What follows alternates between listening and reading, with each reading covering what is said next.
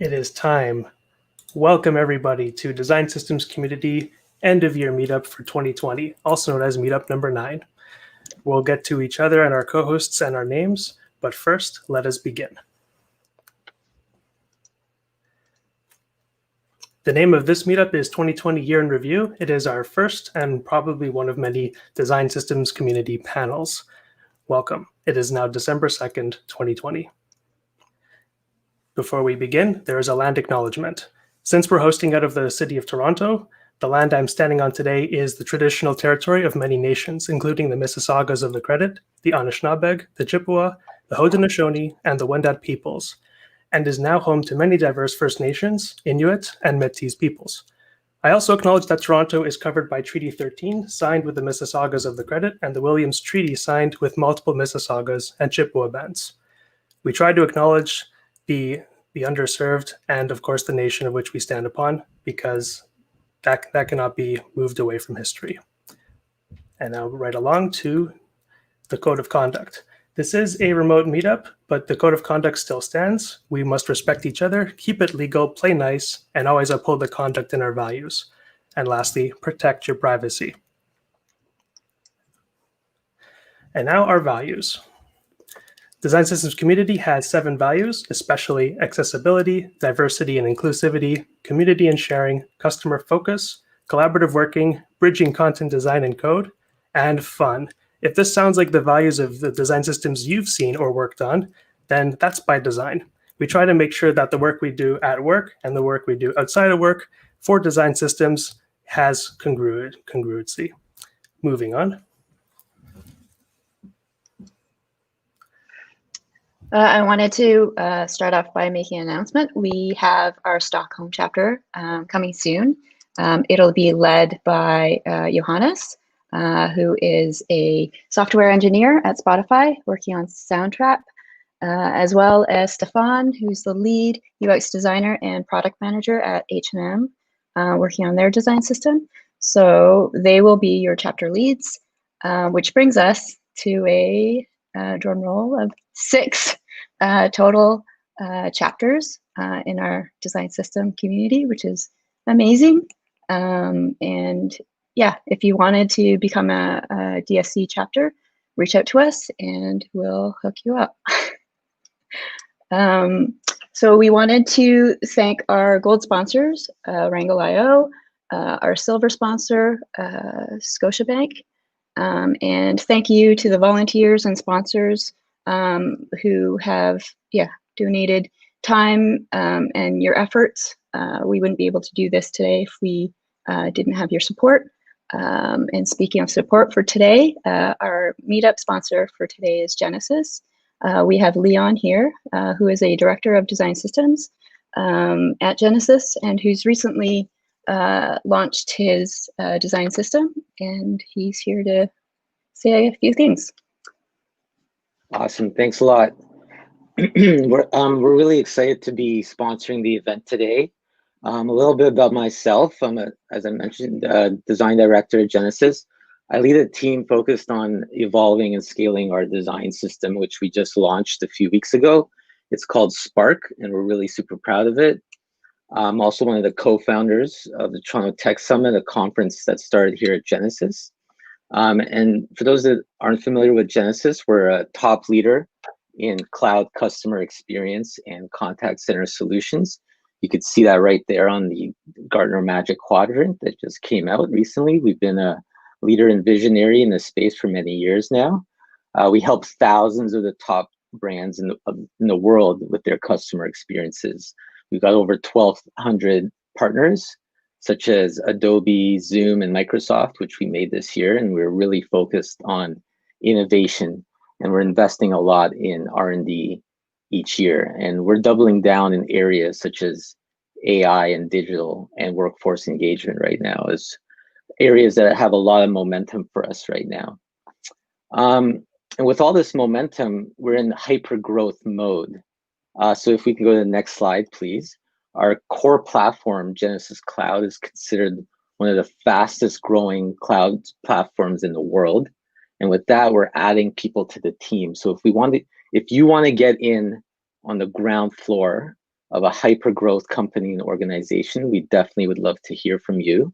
My team is hiring right now. We're hiring a senior designer that would be focused directly on helping us evolve and grow and adopt our design system within the organization.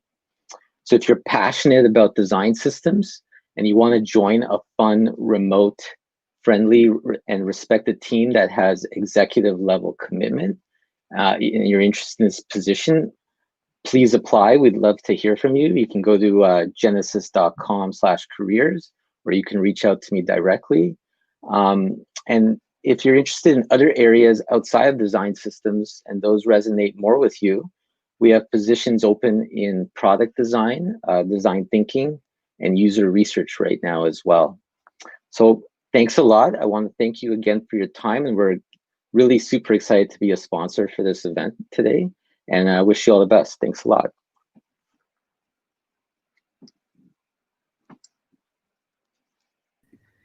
All right. Just before I kickstart this, my name is Varun. I do the product and strategy at Design Systems Community. So that's our agenda for today. We just started with the introductions. We're going to move on to the panel discussion, which is going to be the bulk of our meetup. And we'll just wrap up at the end at about 1:05 p.m. Next slide. All right. Let's get to it. We have a panel coming in, and we're going to get started in just a moment.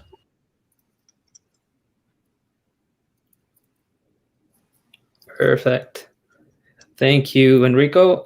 And hello, panelists. Welcome to Design Systems Community. A big thank you for taking out time to join us today for this good and fun and exciting discussion.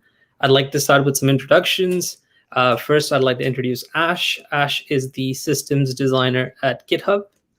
Next, I'd like to introduce Athalia. She is the interaction designer at YouTube.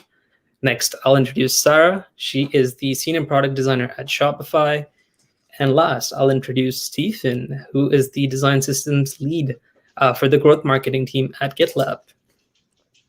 Welcome, everyone. Welcome. So I forgot to do my introduction. I'm Lucy. I'm a designer at Shopify, and I'm excited to be here today with all of you all. And we are going to start off with a super easy question. When the pandemic started and I was, I guess we were all sort of quarantined and couldn't go anywhere. I was missing like my hot chocolates and my London frogs. So one of my big purchases that I can't live without today is my milk frother. So I wanted to know what one of your biggest, weirdest, or something that you can't live without now purchased of this year. We'll start with Athalia. Yeah, I thought about this question a lot. On a personal front, I adopted a kitten and I can't live without him. So he's definitely a very big purchase in my life. Nice. And from a work front, I didn't realize how big a standing desk would be. I kind of held off for months. I was like, that's too much. But turns out I don't stand up. So now I stand up. Nice. Ash, how about you? I mean, practically, like the weirdest thing I've bought is a face shield. I honestly never thought I'd ever buy a face shield, but no, my funnest purchase was I got a bike trainer, and so I have like my fake Peloton set up in my dining room, and that's been probably like the one thing that really gets me through everything, Nice. which has been really great. But yeah, I think that's. And you've been consistent on it, like it's not become awesome. Well, I mean, so I bought that. I like pandemic has been all about bikes for me, so I bought that, and then I bought an electric bicycle. I bought a Super 73 bicycle, the one that kind of looks like a cafe motor racer, and then I loved it, so I bought the newer version. And so like it's been all about bikes for this entire pandemic season. Stephen, how about you? I decided to try and relive my youth and bought a guitar. and an amp. Ooh. So my neighbors Did you know how to play before that, or? I used to play the bass, and I kind of played casually. So I did that, and then I bought the Fender app to help teach you some stuff. So it's all well and good picking up a guitar and trying to think you sound like Slash, but you don't. So it's all good to learn some of the theory. Another thing, I've bought so much home gym equipment just because you never know when the gyms are going to be closed. What else? Oh, I own motorcycles, so you know, you're sitting on your computer all day. You just look at parts. It's a black hole for money. And I definitely think I can contribute to. I'm probably making Jeff Bezos a trillionaire right now with using Amazon every day for everything: coffee grinder, push-up stands, you name, air purifier, just all of it. So Jeff can thank me for that. Sarah, how about you? I really rely on my AeroPress now. At the beginning, I bought an AeroPress, like a coffee scale, steamer, like all of that stuff. So that's definitely a part of my daily routine now. Nice. Yeah, I said, I'm not a fan of coffee, so I just love my frother and I can't live without it. Yeah, now that you guys are all warmed up, let's get into the real questions. Varun. All right, let's get started. The first question is the juicy and the spicy one. How has the pandemic affected design systems or your team's priorities within your organization? So we'll start with Ash. So GitHub is already a distributed company, and so prior to pandemic, we were already working remotely. And so having pandemic hit and everybody starting to work from home didn't necessarily affect our teams, but obviously the global crisis did affect people's mental health and like team morale, and it still does even now from time to time. But as far as our productivity and our team priorities, we were still able to kind of stay on track, but obviously we had shifted some kind of like deadlines and some of our work streams. But I would say the best part about everybody working remotely now is that everybody is used to a regular cadence of virtual meetings like this one. But also in that same vein, there are more virtual meetings. And so it's just kind of how do you make time to have social meetings and then also productive like actual like meetings about work that don't kind of feel as if they're trailing off a little bit too long.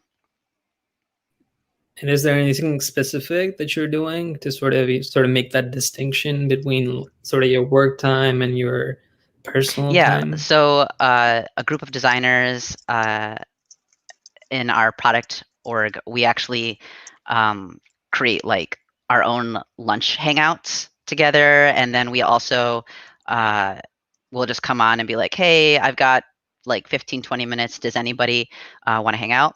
On the more of the work front, I've actually started having office hours for the design tool that we primarily use at GitHub, and that's a really great space, not only for people to ask for questions, but also to have a little bit of a social interaction, to be like, hey, you know, I just was like working on something random, but I was having like a technical difficulty here, but while you're here anyways, do you want to kind of take a look at this? And like, does this check in with the system and things like that? And so it's been nice to offer these different accessible points for people to meet up. That's awesome. But those are some really good ideas. I think a lot of us can sort of incorporate as well. So thank you, Ash. Okay, I'll move on to the next person. That's Stephen. So I've got sort of two approaches to this because I've worked for two companies during 2020. So at Lululemon, it was the kind of cat amongst the pigeons of, well, we actually do rely on the design system quite heavily. So what can we do to make sure that it's effective? And then throw in the curveball that nobody sits beside each other. We're all remote. How does that affect things? So very similar to Ash, we set up office hours. We worked an awful lot with our technical partners at Envision at the time to begin to understand some of the pain points that we had around, you know, communicating what we're trying to do with the system, and the benefits and so on, and contribution models. And then fast forward then to where I'm at with GitLab. GitLab would host an awful lot of events. Of course, they were all put on hold once COVID really took a stranglehold. So the priority then was to maintain that kind of community and that type of expression to people who use the product, but also people who are interested in using the product. So my former manager, Michael Price, reached out to me and said, listen, it may sound weird, but in the middle of a pandemic, we're actually looking to build a design system and get things off the ground. So, you know, it's a pretty strong way to pressure test the concept. We do see obviously a need for it, but I guess what made it kind of weird is, you know, I woke up on Monday morning to start a new job, but I didn't go anywhere. I just came to my sitting room, and it was very bizarre. Made coffee like I always do, and looked out the window like I always do. It was very bizarre. So that kind of took a little bit getting used to, but I mean, very similar to Ash as well, with everything being quite remote. And I fully began to appreciate the difference between working from home and working remote, because there is a difference. So yeah, we basically needed to, the marketing team wanted to have a centralized platform, and we couldn't do that without any kind of a system in place. And GitLab did have a very successful design system that would work for the product, but we wanted to see if we could do something very similar on the marketing side. So Michael assembled a team, very Avengers-like, and we began to, you know, think of things that we wanted to do, and then just, you know, get cracking on it, and let's see where everything kind of lands, you know. Hey, Stephen, I'm interested to know, like, did you leverage the product marketing design, or sorry, the product design system, or? So that was week one, once on my onboarding, and I read through that. I thought to myself, well, we probably won't have that much work to do, but the requirements for the product are very different than the requirements for the web. So we quickly realized, after doing very simple design tests of just mocking something up, that this would not work. And the product also is way more diverse. It's got, you know, 1 million colors, but there's a purpose for that. So that things were designed for a need, and we needed to do the same thing. We just needed to realize that our need was maybe just different, not less, but just a bit more streamlined. So yeah, we tested it out very early on, and we would work with the design system team. For Pajamas is the name of their system. Slippers is the name of ours. Nice. Yeah, we're keeping with comfy clothing. So yeah, we realized very quick it wouldn't work, so we had to sort of start from ground zero and work our way up. Nice. I'm curious, right? Like, just because you started the marketing design system, with the pandemic hitting up, like, was there any specific sort of requirements that popped up that the system required just to cater to the pandemic messaging or something of that sort? Nothing specific around, you know, things changing, so to speak, when it comes to stuff being locked down or not. You know, we don't have customers going into a shop, for instance, so the touch point for our brand is very different. Having said that, the brand team are also working as well in tandem with a refresh and a rebrand. So there's kind of two tracks going on. So we leverage each other, and there's good collaboration there. So we needed to sort of brighten things up. The website hadn't been touched in 3 years, which is, you know, it's a lifetime, an evolutionary lifetime when it comes to things on the web. So things were looking a bit old. So with the design system and then with the rebrand, there's a big block of work there that we're working in collaboration with to, you know, bring it up a little bit and make it seem like we actually do care about the website and not just push things live. And also then there's the scalability of that if you want to have and add more people, you can't just start them and then not have anything to work from, whether they're designers or UX designers, marketers, content writers, you name it. So it didn't really affect us too much, but the block of work began to start as a result of COVID, but not necessarily impacted, so to speak, if you get me. Yeah. Okay. Awesome. Thanks for sharing that. What about you, Sarah? Yeah, this was an interesting one. Like, amongst starting to work from home in probably mid-March, by April, the Polaris team, we actually ended up pausing all of our work and we moved on to different feature teams in COVID priority projects at that time. The whole organization kind of stopped and reprioritized to really help our merchants, because as we know, like those folks were really affected by the pandemic. So we moved on to those teams, and this was kind of a pivotal moment for us as a systems team. I think we really started to get this firsthand experience of what those pain points are for our users. I think we kind of knew some of it before, but to actually be there and see, okay, I need to now get all of this context on this product area. I need to know the users. I need to know their journeys, their flows, their goals. And then I need to utilize the system to really create this great experience for them. And we started to see that there are teams working on a lot of overlap. And who do you know who to talk to? Who do I go to? How can I leverage what they're working on? And that was kind of like a really eye-opening thing that has started to inform the work we're doing today as well. Like when we did come back after that 2 or 3 months, we really kind of refocused our goals. I love that personally, because like it's one thing to design a design system, but it's another thing to kind of use it and kind of witness firsthand like the challenges that we don't really see as makers of the design system. So yeah, I think that segues well into Ophelia, because I think you don't work on the design system, but you do use it on a day-to-day. Yeah, I'm in the unique position of I help with the implementation of the design system in terms of the tooling that we use, but I am a feature team designer. So I definitely empathize with the having a foot in both of the areas. For me, or for us, I echo what everyone said already about, the balance of meetings, the balance of should I chat at this point, or should I send an email, or should I set up a meeting, kind of figuring out what the sweet spot is for who we're working with, because a lot of my coworkers went on carers leave. A lot of people had to readjust schedules. Some people traveled home to different time zones. So for us, it was definitely an exercise in, okay, what does remote work actually look like?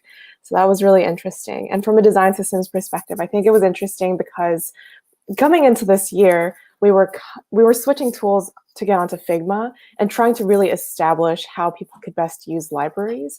So we were already working towards a more collaborative virtual setup. But I think all of this, all of COVID accelerated, how we approached it. And I now publish one of our organizational libraries every Monday, because that's how quickly things are still changing and updating. So it's been a really a great learning moment for all of us on many fronts. Nice. Was the cadence different, like pre-COVID, of like how often you would publish? I didn't publish much. We managed to get everyone on, and then COVID hit, and we were like, well, that's good. I'm glad we have the system in place, because it wasn't as robust beforehand. We were, trying to throw sketch files around. And so now we just had more access. It was kind of a really good way of stress testing the system. Right. Nice.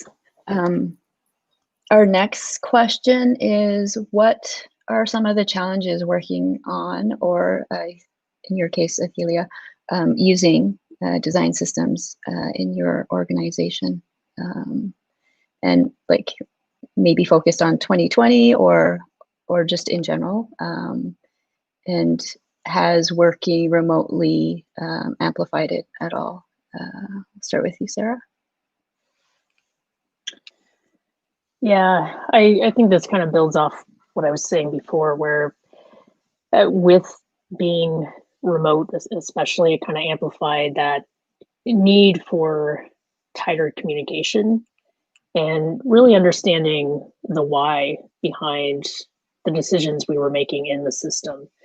There was kind of this lack of rationale. And when you're moving so quickly, yes, we provide those kind of system side assets, which are things like components and UI kits and all of that stuff. But without understanding why those things are the way they are, you can't kind of quickly take that, make a decision about how to apply it to your context. And like I mentioned, we have feature teams that are working very closely on areas that kind of overlap each other. So how do we start to see the factors that connect those different product areas, feature areas across? And some of the ways that we kind of started to change that was thinking experience first. And this is something we're really starting to dig in now. And thinking about like, okay, we have system foundations, but what about the experience foundations? Like, what is that made up of? And we're kind of approaching that of context, and that's your user's world, the journey. So what are the jobs and the goals of your users? And what are the factors that really inform those UX decisions and design decisions? And we found that taking that approach is helping teams really understand the why. And it also helps teams connect and see the overlap. Like, for example, we have like warehousing experiences, retail experiences, driving experiences. They're all using large type and large touch targets. And that means that they're probably sharing some factors. And this helps with that communication gap.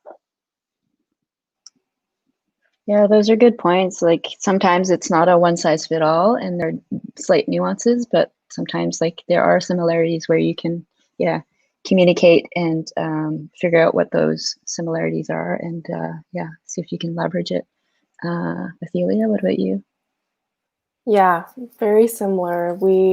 Because we have various products, the way our teams are broken up, for example, I'm on the discovery team. I don't work very closely or directly with the comments team, but we might share, the same components. And so it's been a matter of not only figuring out the use cases for every single component, but also as we've grown, as we've developed over the years, I think there are some use cases that we've lost track of. So it's a constant, how can we update and improve on the components that exist so that we can evolve them to better suit everyone's needs? That's definitely it's been a big challenge, especially, working remotely and having to make sure our communication is on point between teams, because we don't often, we don't go to the same crits. We don't go to the same really big group conversations until it's at a certain point of the review process, just because our teams are so big.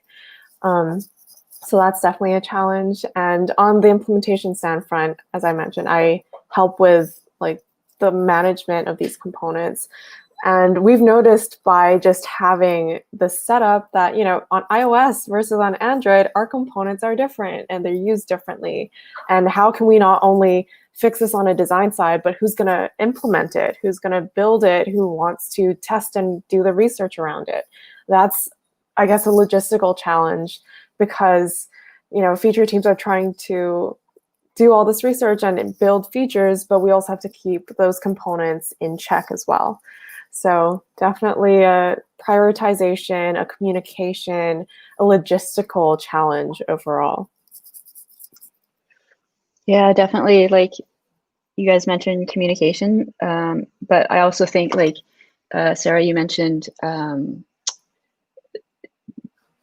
like design decisions and the rationale behind. It's almost like a documentation sort of thing where you need to document everything just so you can have people jumping in and out and like reading those docs and understanding like where things were left off.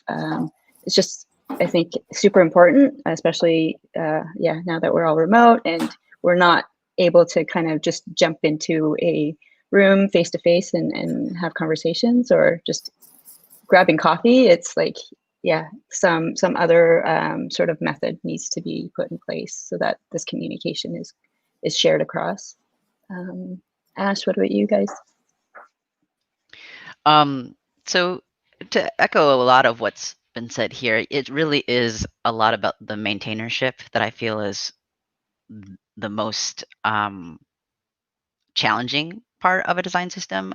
You know, the initial creation of it, obviously there's a lot of grunt work and excitement, and then you finally push it out. But then once you push it out, you know, keeping up with the needs of how the product evolves, and then like what at the end Sarah was saying, like how the product also diverges. You know, you get other implementations like native mobile applications, like what we have now with GitHub, and then also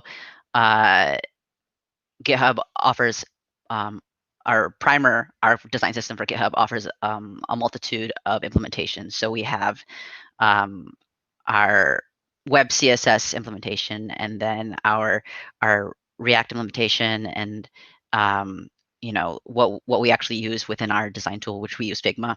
So like the component libraries there, and just, you know, how do you keep track of all of those different touch points? For us, we have basically we have kind of like a point person for each one of those. I would be the one mostly for our Figma implementations, and just making sure that we're all kind of keeping in sync. And as you were saying, Lucy, like getting the documentation right, getting it so that people can jump in and out, but also allowing people to contribute to the design system. One thing that I've noticed from our personal experiences is that getting others to contribute is not necessarily something that is difficult, because I feel everybody on our team is excited and has great ideas and wants to be able to participate in Primer as our system. But the difficult part is how do we have the same type of contribution flow for everybody? Because ideas spark up and come in from like different entry points all the time. And so for us, it's really working on a contribution model that works for our product team, and then also works for our marketing teams, kind of like what Steven is doing at GitLab, like to become an extension of what our product design system is, to be leveraged and extended into these other implementations. Yeah, definitely. I echo the sentiment like 1000% on the contribution. It definitely helps us because we can't really do all the things. And so however teams can contribute is super, super helpful. We have a question for Athelia on whether or not YouTube uses Material UI design system. We build on top of it. So Material is very well researched, but we don't utilize absolutely everything. We are considered like a third party. So if you think about Lyft and how they use Material and extend Material, that's kind of how we approach it as well.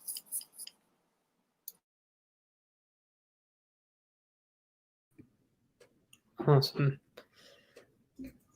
All right, we'll get on to the next question. I don't know where Lucy went, but I think she's going to get back soon. All right, next question is, what is a new practice that you've started that has helped your team communication and productivity in 2020? And we will start with Stephen. One of the biggest one that we did at Lululemon was office hours. Having a centralized location where people can come and field questions or just see what other people are working on. It would prove to be very, very beneficial. We did it bi-weekly, so it wasn't too much of a burden to get people to come, because we understand that everybody's schedules work on a different pace. We had a lot of different designers working for different teams that would come, they would say, hey, we're designing this could potentially be a contribution or something that's different. And then someone else on the call could say, well, actually, that's very similar to what we're doing. Maybe we can just use the same thing. So that in of itself really kind of helped stop the discrepancy that we would see, which is like two components that are so close together that you kind of don't really see a need to have two separate versions. You could probably just get away with using one. We also utilized an awful lot our partnership with InVision at the time as well, and they would communicate, best ways for designers to just think about what they were doing. And that's a big thing, rather than just giving people practical pointers on like, here, this is what you should do. It's more of, again, it was someone said, like, understanding the why. If you can understand that and have that as a factor in what you're doing, it helps you think a bit more critically about what it is that you're doing and why you're doing it. So you don't have to, you don't do the same thing twice. So that was a benefit. And then for here at GitLab, because we're at such an early stage, we operate on a sprint planning thing, and we're beginning to, like a cadence, we're beginning to establish that sort of, UX research should be about 2 or 3 sprints ahead of us. Then that feeds into me. We have a special guest with Lucy. So yes, UX research is ahead of me, and then I'm ahead of development. So that's beginning to sort of get into line. It's kind of like the runners at the Olympics, when they all start at the same time, and then they just begin to filter into a single line, and that's where it happens. So we have a degree of, like, what could I say? There's things that we do naturally at GitLab anyway that we can just jump on board with the design system. So there's nothing net new that we're doing ourselves. So the marketing team kind of meets every Thursday, all of us. And because we're global, we have people from all the way from Berlin over here. So that gives people insight into what it is that we're doing, even though we're at such an early stage. We we have a UX working group so that we can talk about, we have release videos because it's all public, so people can go and see these things, as boring as they may be. So we do that regularly every 2 weeks, so we can inform people about what we're working on, what we've achieved, what's next. And then, yeah, it's always worthwhile having a general check-in with people who, even though my manager's here in Vancouver, I don't see him. So it's good to just jump on a Zoom and we can talk about stuff that has nothing to do with work, which weirdly feels productive. You feel the weight has kind of lifted. You don't feel too burdened down of, like, every time I'm on Zoom, I associate it with work. We try and have this, device separation. So if I'm on my laptop, I'm working, and that's it. I should try and leave it at that and try and close it when I'm finished and not get too attached to it. And we do try to implement that as well. Take time off for lunch, go for a walk, go to the gym, do what you have to do, go and do your groceries at 10 a.m. and don't feel guilty.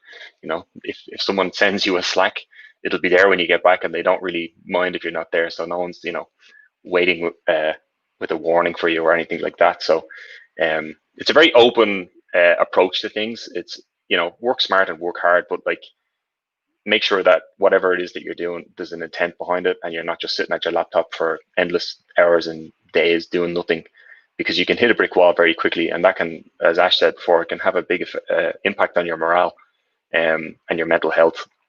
And it's tough enough when there's a pandemic, but if you're struggling with your work, it doesn't make it easier. So that's some of the things that we've kind of adopted. It's to, setting boundaries, basically, being vigilant with your time and not letting work sort of dictate. There was a good quote, which was, it was a cartoon. It's like, am I working at home or am I living at work? So you want to make sure that you begin to know the distinction. So start at whatever time you start at, open your laptop, lunchtime, close the laptop. You're done for the day, close it again. Yeah, I think it's a good point. Like, all of us are in the same situation. We're, like, on the same playing field. And so there's this empathy that's built, like, life is going to happen. And yeah, we're dealing with it one day at a time and dealing with it together.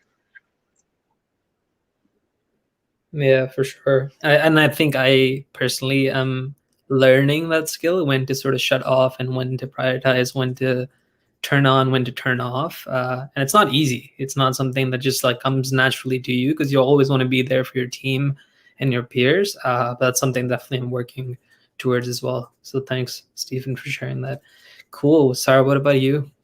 Yeah, I think kind of to build off what Stephen said too, like, we have folks kind of across different time zones.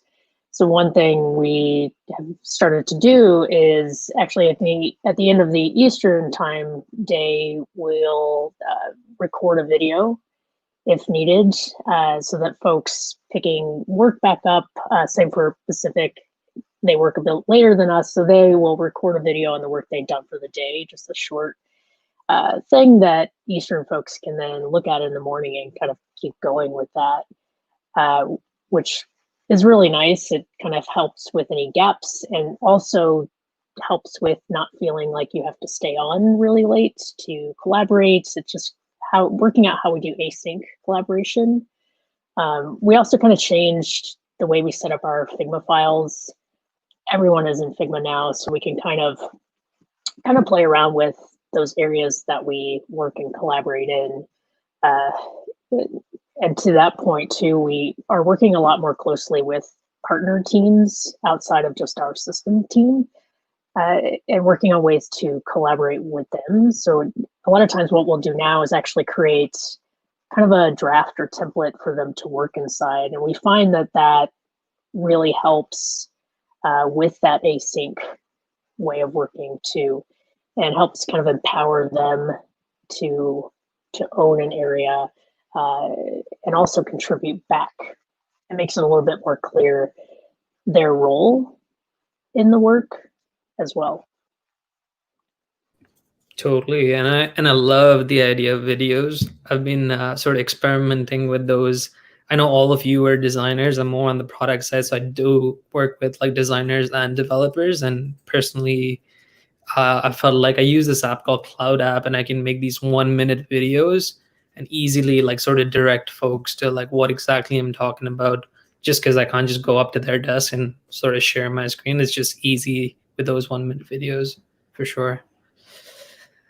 Awesome. And Athelia, what about you? In addition to echoing, of course, what everyone has said, some of the really cool things about, being in the pandemic, like environment, is seeing how our work tools have changed. So our internal tools, we're now able to start chat rooms, very specific chat rooms, so that if you're in a specific project, you're not kind of blasting a bunch of people. It's very contained and focused. Another thing I've really liked seeing is, I don't know if this is a really open feature yet, but working hours. Like you can see everyone's working hours. There's a do not disturb feature that you can utilize. Really makes it clear who is or is not available. And I think that's been really, really, really nice. Another thing that we've implemented within Teams is we start our meetings 5 minutes later. So, if a meeting hopefully ends on time, you at least have that bit of reset period. We kind of liken it to the couple of minutes that it takes to go from meeting room to meeting room. We don't really have that. I sit on my desk for what seems like all day. So it's the equivalent of me just standing up, stretching, walking to the fridge and back. And it's just a really nice break in the middle of all the monotonous of sitting down or standing in my case, I suppose. Yeah. In the same vein, what are some of the different rituals or ways of working you've noticed in your personal day-to-day? Maybe thinking about some of the things that you started or stopped doing because of remote working. Sarah? I think the biggest thing for me, which kind of ties to making sure you're taking the time you need, is blocking off focus time on my calendar. So if I know I have a lot of meetings one day, I'll kind of try to preserve some time on other days so that I can actually have some heads down time. Also, on Slack, I'll put that as focus time as well, which I feel like really helps. Yeah, I think that's the biggest thing. Nice. What about you, Athelia? I've tried to keep to a workout schedule of sorts. I also did the mad panic of I have to get dumbbells now, otherwise I don't. They were selling out really fast like hotcakes. So I've tried to stay active in some capacity. It's still a little bit awkward to think about what tier are we in and can I go outside and where can I go? So trying to find a space for myself here at home to work out has been really nice. I also bullied my boyfriend into taking the bedroom workstation situation because I have a harder time with a separation of space. Like I really need the space to separate work and not work. So we've figured out a really good situation for who works where. I try to, shut off everything at a certain time of day. So I don't look over at my laptop and say, maybe just I'll check it just in case someone like pings me. So that's been a really good habit that I sometimes follow. It's definitely a work, like a constant reminder and a work in progress, because things happen. Work days just go longer. There's no commute that I have to worry about that breaks up my day. So yeah, what is it? I think it takes 60 days for something to become a routine, something like that. Yeah. Ash, what about you? Yeah, and just thinking about like personal as well as like any rituals that you've created from a work perspective too, to help you, I don't know, stay on track. And I mean, so the biggest change for me was that my partner also is now working from home, since I was prior working from home. And so we've casually and organically implemented a sort of time that I need to stop working, which is usually when she comes over and says, "I'm hungry, what's for dinner?"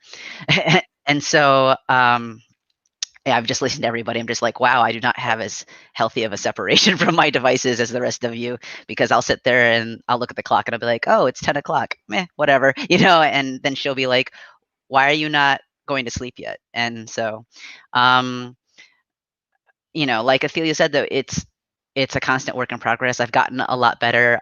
In the beginning of pandemic, actually, I had a really rough experience with some personal loss, and so I almost abused the fact that everybody was also working from home too, and just really like stayed on the machine for hours. And then because my coworkers are also very close, and they are like my family, like you kind of need to remind yourself that like you have to separate yourself from your family a little bit, and being able to say like I'm going for a run now, or I'm gonna go get lunch now and make time for that, has been a very big ritual. Because before, when it was just me at home by myself, I'd get up and do what I needed or whatnot. And now that there's two of us, we have to, kind of like what Ophelia was saying, like we had to choose who was in what space, and then we had to decide like when our working hours are, because she has more meetings in the morning, I have more meetings in the afternoon. How do we balance that with one another? And so just really creating new rituals with my partner was probably the biggest thing. yeah, I definitely echo that same sentiment, like trying to have meetups live as well as kids, and a partner also doing meetings as well. Definitely. Yeah, Steven, and pets are big things too. Yes, cats and dogs that bark when shipments arrive at the door. Steven, what about you?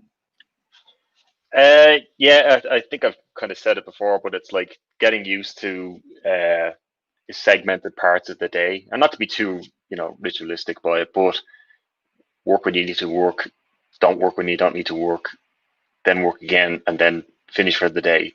You can catch up on whatever it is you need to do the next day. My manager does a really good job at like making sure that we do that. So if there was a meeting that was booked close to a time that I wanted to go to the gym, he would reschedule and say, no, go and do that. That's fine. It's good to get that release. It also helps me not get hyper focused, but focus on the things that I need to do at particular times, rather than doing something thinking I should be doing something else, because then it's just a distraction. So if I'm sitting at my desk and I think, oh, I should probably go to the gym, but I'm still at my desk, it's not really productive sitting in front of my laptop, and I'm not doing myself any favors or anybody that I'm working with, especially if they're reliant on anything that I need to do. So yeah, just setting that expectation, putting it in your calendar, like I'm not available during these hours. I'm going to be off somewhere else, going for a walk. I'm going to do whatever it is you need to do. I had to go and renew my driver's license recently. there you go. I just set time on my calendar to go and do that. As horrible as it was, I still had to go and do it. So yeah, like my girlfriend works at a school, so you know, when I compare what I get to do and what she has to do, there's no boundaries in a school. Kids are at you like bullets. So you know, she's dodging questions left, right, and center.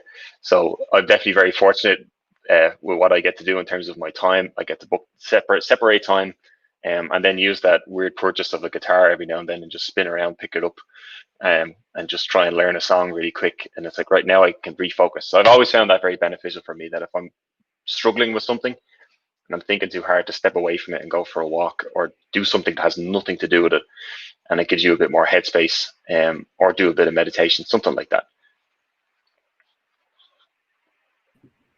I totally echo that. I do that all the time. I'm going to do a big stretch after this call. It's a good idea. Yeah. All right, so we're here talking about design systems, and some of you are builders and some of you are users. I'd like to know, what is your favorite part about design systems, whether as a user or as a builder? And we will start with Ethelia. Yeah, I think the best thing so far as someone who builds all these components is seeing other people benefit from them.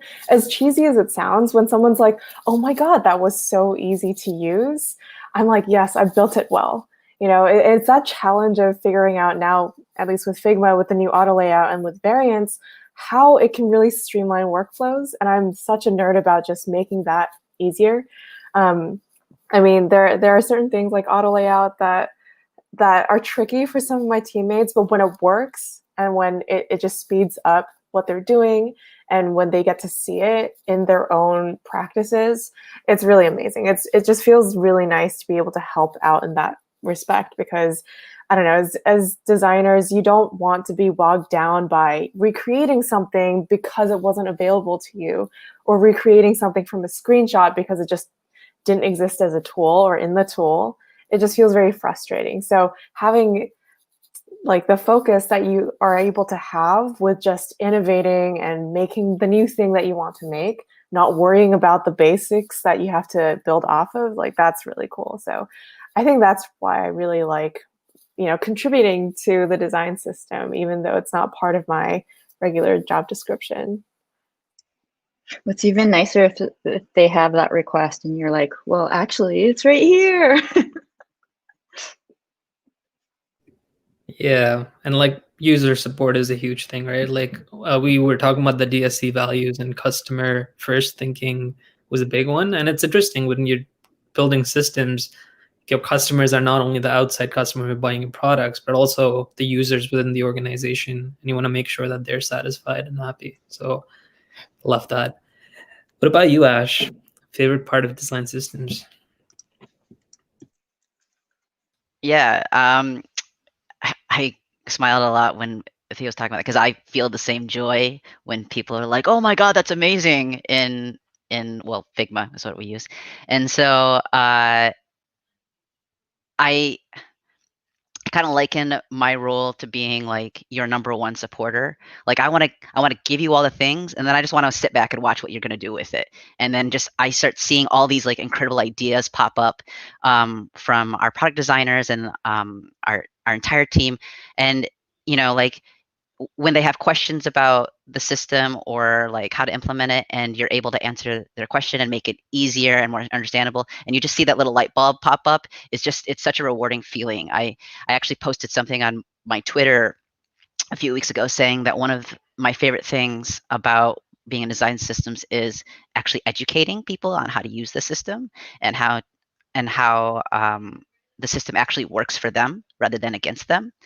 And it's so amazing to see people be like, wow, yeah, what this really does work for me. It's made my job so much easier. And I think that's the best part about working in design systems for me, is just being that person who can provide that that frictionless experience. I mean, there's obviously always going to be some friction and some frustrations, but to know that you're there to help them get past that hurdle, that's really rewarding for me. For sure, being that caretaker, holding hands, helping, supporting. It's like you're the biggest design soccer mom It's like, oh, you want orange slices? I've got orange slices. Oh, you don't know how to do this? That's okay. Like I'll go ahead and I'll go grab the cups and we'll go do this, and they're just like, oh, okay, I'm just gonna run off and play my game. And it's so great just to like see people be excited about working together and collaborating. I'm adding that to my resume. Design software Yeah. mom.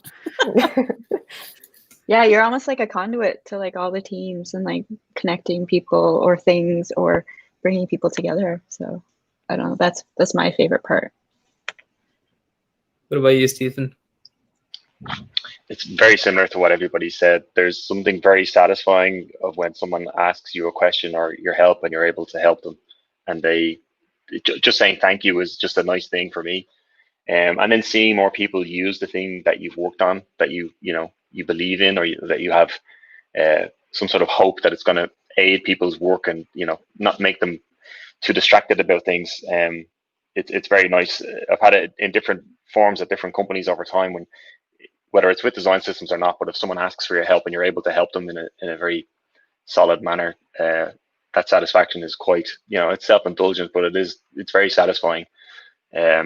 And ultimately, that's what you want to do when you're working with someone. There's no challenge against you. It's not a competition. You're not in a game with each other. You're just trying to help people when you can. So design systems can help with that. And as well, getting feedback from designers about what works and what doesn't work. It makes your life easier too, and it makes what you need to do easier. And it sort of sets the clear direction that you need to go. So the collaboration is great. That was one thing that I was worried about when everybody was sent home, that you have to bring your laptop home and you'd be working from home for Lord knows how long. That would change, because it's one thing losing interaction with people that you work with, but face to face. But if you lose it overall, it's very detrimental. So I think design systems have that power to be able to bring people a bit closer together and sort of create that community, for lack of a better term. And it just helps priorities shift and move up the ladder as well. Totally echo that, especially the community aspect, right? It's not only a certain set of designers working on a product. It's like designers, developers, content practitioners, product folks, leadership. You're all in together to make these better customer experiences. So love that. Sarah, what about you? Yeah, pretty much echoing everything folks have already said. But yeah, just being able to enable teams to create great experiences, kind of being that connectivity, that lateral connection between experiences as well, so that folks can see where the overlap is, and they can collaborate together and work as a team. It's also really interesting to see when folks break the system, because those are opportunities for us to really make it better and evolve. I think we're going through that right now with kind of thinking so asset based, and folks really grew out of that type of thinking, and now we're shifting to focus on that experience side, and we're seeing how that's enabling teams, and they're getting excited about that. They're able to feel like owners of the system and of the work. 100%. Lucy, I'll do a quick time check. It's 12:58, so we have about 7 minutes, and then. Yeah, we have a question actually from the audience. So I'm going to put you guys on the spot. It's a question from James. For the team, what is the biggest roadblock you all find when iterating on improvements to your respective design systems? So maybe we can start with Ash. Time. Time is the biggest roadblock for everything, because there are so many iterations and improvements that always need to be done. But realistically, for your question, James, one of the biggest roadblocks is knowing that it's going to work across the board in all of the implementations. Take Figma, for example, and I'm sure Athilia can feel this pain. Somebody calls something out like, oh, hey, this isn't shifting correctly, and you're like, oh, I can fix that. And so you fix it really quickly. You're like, all right, that's already done. And then somebody else comes by and they're like, this is broken in my thing now. Like I had stretched it and now it's broken. And so just being cautious about all of the little touch points that each small piece has on larger patterns and entire interfaces is probably one of the biggest roadblocks and challenges. Yeah, because like all those changes, you think it's like a small thing and an easy fix, but you don't really at the moment think about like how it trickles down or affects other teams or Yeah, the ripple effect for design systems is insane. Ophelia, what about you? Yeah, absolutely. Like from a tooling standpoint, we're very careful about, okay, have you tested that it won't break everything? And if it breaks everything, we have to really message it. Like put siren emojis, everything, to make sure people are aware that like the change could potentially make them re-input all of the content that they had before. And that's really annoying. But also on a more logistical like standpoint, what we've run into a lot is just who's going to test that it does work. Because before we even put it into the tool, we have to validate it in product and make sure, it is the right improvement. Like it is actually improving the component for the system as a whole. Who's going to build it? What's the plan? What's our success metric for it? Like all of those little details come before we can even put it into Figma, which is definitely a really big time sink, like Ash was saying. Stephen, what about you? One of the bigger roadblocks was helping designers understand that not everything has to go in a design system or the design system at your organization. There's inevitably going to be friction when you're working on something as broadly reaching as a design system in any organization, big or small, especially when there's reliance upon it. And I think one of the things that I've experienced in the past was trying to communicate that to a designer who takes quite a lot of pride in what they do, which is completely understandable. They think that they've solved something that will help everybody, and you kind of ask the question, well, is this scalable? Is it going to work anywhere else? Is it just going to work in one particular spot? Because you're helping the system overall by not flooding it with things, because it's better to have one component that everybody uses than a whole library that is never used. And size isn't always an indication of success. So sort of communicating that to certain contributions and to the designers that like, look, you can still do what you need to do because you're probably going to be using the foundations of like type, spacing, color that do pull from the system, but the component of the block itself might not necessarily benefit anybody else that's working on it. And that could be tough because there can, be play with ego and so on, and that's fine. You completely understand that you're working with people, you're not working with robots. So that was one of the things that I've experienced over time. Is there a system that you have in place where like there's steps to get it into the design system, where like maybe there's a playground of it being there but not actually part of the system? Yes and no. We've seen it was helpful with the office hours that when someone would propose something new that someone else could initially flag it on the call, let's say, oh yeah, I would use that. That could be beneficial for our work stream, and that we could communicate that to the team as well. At GitLab now, we're basically just trying to work on the basics and the foundations that everybody will use anyway. We're not too concerned about the bigger blocks and all the other things that will inevitably come. But previously we would say, yes, has this been tested or vetted, or have you only used it within the four walls of your project? Because if it's only been done there, we can't really see it as a contribution just yet. Not that it can't be a contribution, but it needs a bit more testing to sort of establish that. Yeah, it's almost like a decision tree where it's like, chasing the rabbit. It's hard. Yeah. Sarah, what about you? Yeah, I think a lot of what Stephen said is kind of what we experience. It's a lot of teams want to contribute back to the system, and it's kind of knowing at what level they need to do it at. And we're seeing a lot of local systems crop up now, which again just kind of it goes along with those serving different experiences, and also kind of knowing like, when do you need a local system? Like, what type of contribution is it that you need?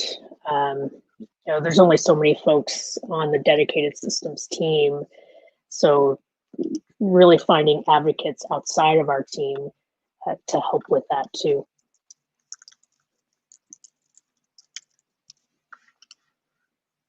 Nice. I think we're at time. That was a good ending. I guess a good stop to this all. Yeah. Enrico, do you want to take it away? Yes, thank you all.